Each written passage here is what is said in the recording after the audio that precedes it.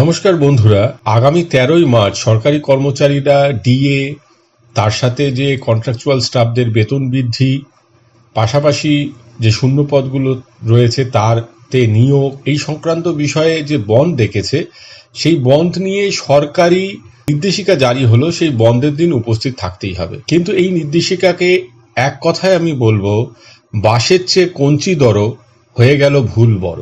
কারণ এই নির্দেশিকাটি জারি করেছেন the chairman district primary council Paschim Bardhaman.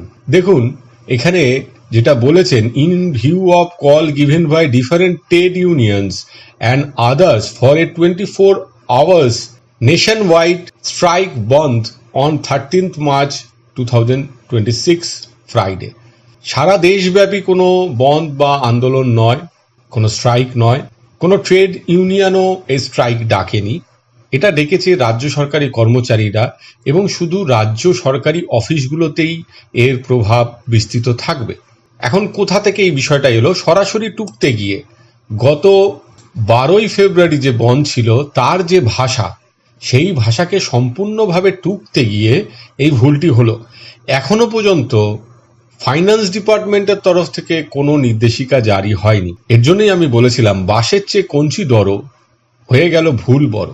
এই ভুলটি এখান থেকে হয়েছে। পাশাপাশি যে কোনো এই ধরনের নির্দেশিকার ক্ষেত্রে মাসের শেষ দিন পর্যন্ত সময় থাকে, যে যা যা ব্যবস্থা নিতে হবে হেড অফ দ্য ইনস্টিটিউট বা যিনি ওই অফিসের দায়িত্বে, হেড অফ দি অফিস, তাকে সময় দেওয়া থাকে। কিন্তু এক্ষেত্রে ওই দিনের মধ্যেই ব্যবস্থা নিতে হবে। 13ই মার্চ 2026ই শেষ সময় দেওয়া হয়েছে, যার মধ্যে সমস্ত অল কোর্স অফ অ্যাকশন নিতে হবে। তাহলে 13ই মার্চ যিনি এলেন না, তাকে কি করে শোকজ লেটার ধরানো হবে? তার উত্তর স্যাটিসফ্যাক্টরি কিনা কি করে 13ই মার্চের মধ্যেই জেনে যাওয়া যাবে? সম্পূর্ণ একটি ভুল নির্দেশিকা। সময়ের আগে নির্দেশিকা প্রয়োজন নেই।